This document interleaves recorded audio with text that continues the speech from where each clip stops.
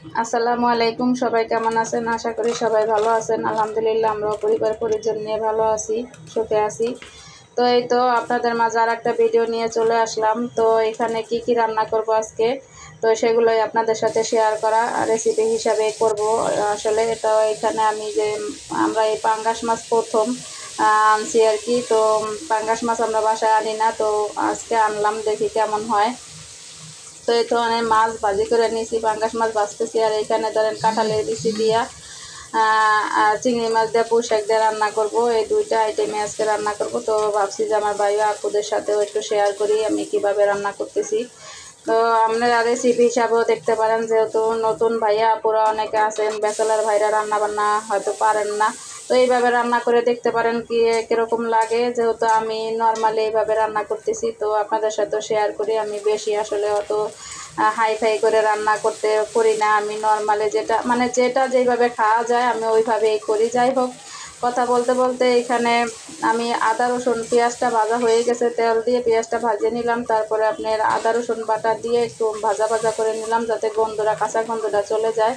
তারপরে একটু পানি দিয়ে নিছি। তারপরে আপনার এখানে হলুদের গুঁড়া, মরিচের গুঁড়া আর সামান্য পরিমাণে জিরার গুঁড়া দিয়ে তারপরে মশলাটা ভালো করে কষায় নিব। তারপরে আপনার এই যে লবণও দিয়ে দিতেছি। তারপর এইভাবে নর্মালি আর কি যেইভাবে করো ওইভাবে কষায় নিতেছি। কষায় নেওয়ার পরে আমি সারা বছরের জন্য আমি ফ্রিজে টমেটো সংরক্ষণ করে রাখছিলাম। যেহেতু এই সিজনে আসলে টমেটোর অনেক দাম থাকে, তাই আমি সারা বছরের জন্য টমেটো সংরক্ষণ করে রাখি। তো প্রতিটা তরকারিতে আপনার যেটা যেটা দরকার আসলে সেই তরকারিতে আপনার টমেটোটা দেওয়া যায়, তো আমি এইভাবে দেই। যাই হোক, আমার তরকারিটা এইভাবে কষাইয়া আমি ওই পাশের চুলায় বসাই দিছি। আর এই চুলায় একটা কড়াই দিয়ে আমি তেল পেঁয়াজ এখন ভেজে নিব। আর এই যে আমার হালকা ভাজা হয়ে যাওয়ার পরে আমি এই যে কিছু এখানে চিংড়ি মাছ সেটা আসলে দিয়ে এটা ভালো করে ভেজে নিব।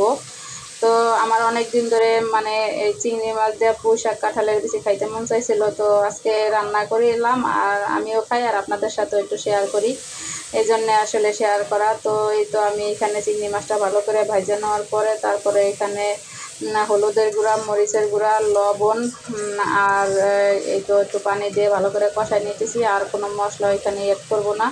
তো এই পাশে আবার এই যে মশলাটা কষানো হয়ে যাওয়ার পরে আমি একটু পানি দিয়ে দিলাম, ঝোলের পানি যেটা বলে সেটা। যেহেতু কষানো হয়ে গেছে, এই ঝোলেতে আমি মাছ রান্না করে নিব। তো এই যাই হোক, ওই পাশে যেটা বলক আসতে থাক আর এই যে এই পাশে আমার মশলাটা কষানো হয়ে গেছে। তো আমি কাঁঠালের বিচিটা দিয়ে দিলাম।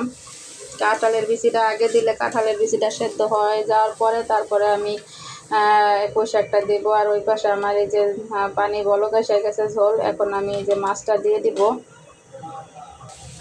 তো আমার এই যে মাছটা হইতে থাক আর এদিকে আমার কাঁঠালের বিচিটাও ভালো মতো কষায় নিতেছি, যে সেদ্ধ প্রায় হয়ে গেছে।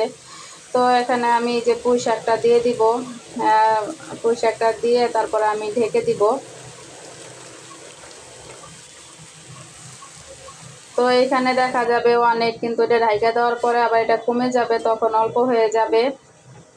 তো একটু হালকা লাড়া দিয়ে তারপরে এটা আমি যে ঢেকে দিব। তো এই পর্যায়ে এসে আমার প্রতিদিনের মতোই যেটা চাওয়া সেটা হলো, আমার এই ভিডিওটা যেখান থেকে দেখছেন প্লিজ একটা লাইক দিয়ে দেখা শুরু করবেন। আর যারা লাইক দিয়ে ফেলেছেন তাদেরকে অসংখ্য অসংখ্য ধন্যবাদ। আর যারা এখনও দেননি তারা প্লিজ একটা লাইক দিয়ে শেয়ার করে দিবেন। আর যদি এই ভিডিও সম্বন্ধে কোনো কিছু বলার থাকে তাহলে কমেন্টে জানিয়ে দিবেন। আর কেমন হয়েছে সেটাও কমেন্ট করে জানিয়ে দিবেন।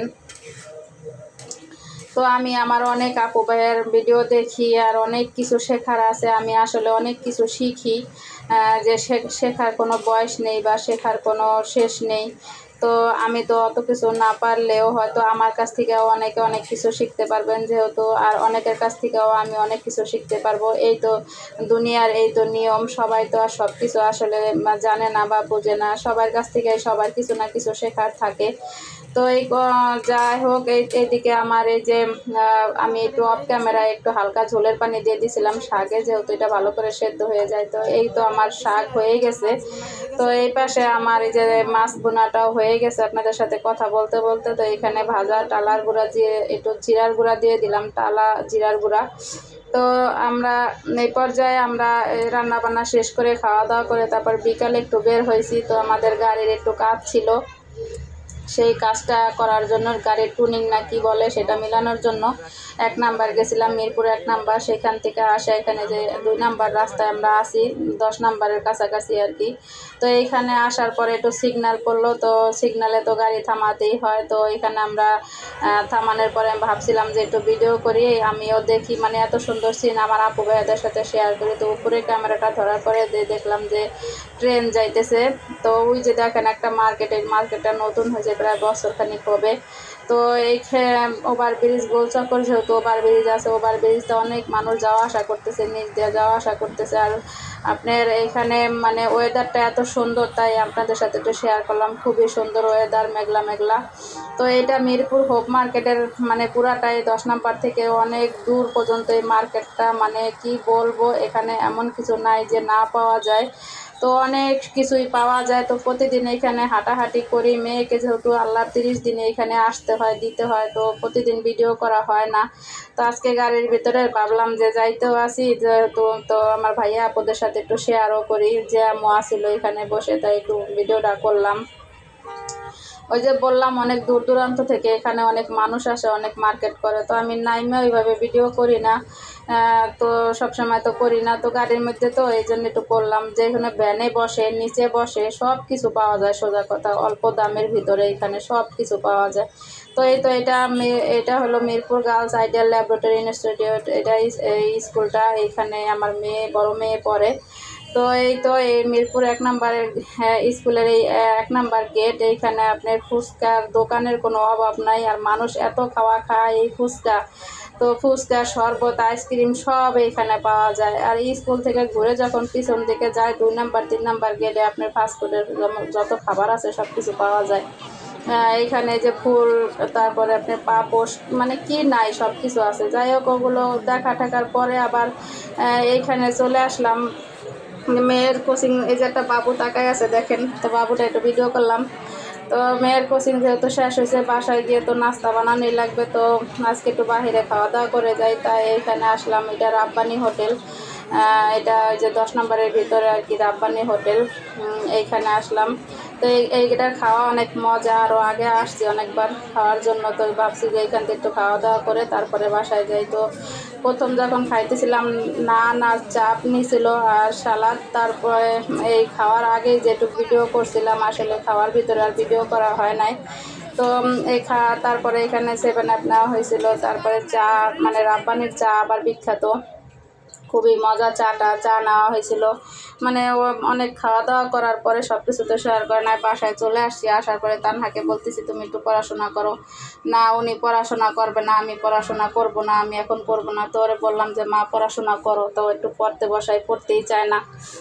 তো এই তো পড়তে বসালাম, আর আমি পাশ থেকে একটু ভিডিও করলাম, আপনাদের সাথে শেয়ার করলাম যে আমার ভিডিওটা কেমন হয়েছে। প্লিজ আপনারা লাইক কমেন্ট শেয়ার করে জানাবেন, বেশি বেশি শেয়ার করে দিবেন, যাতে আমরা সামনে আগাইতে পারি। আমিও অনেক আপু ভাইয়াদের ভিডিও দেখি, লাইক কমেন্ট শেয়ার করি। তো সবাই সবার জায়গা থেকে ভালো থাকুক, সুস্থ থাকুক, নিরাপদে থাকুক। সবার সন্তানদের সবাই খেয়াল করে যত্ন করে রাখবেন, যেন কোনো মেয়ে মানুষ ছেলে মানুষ হোক বিপদ আপদ না হয়। তো এইখানে ভিডিওটা শেষ করলাম। সবাই ভালো থাকবেন। আসসালামু আলাইকুম, আল্লাহ হাফেজ।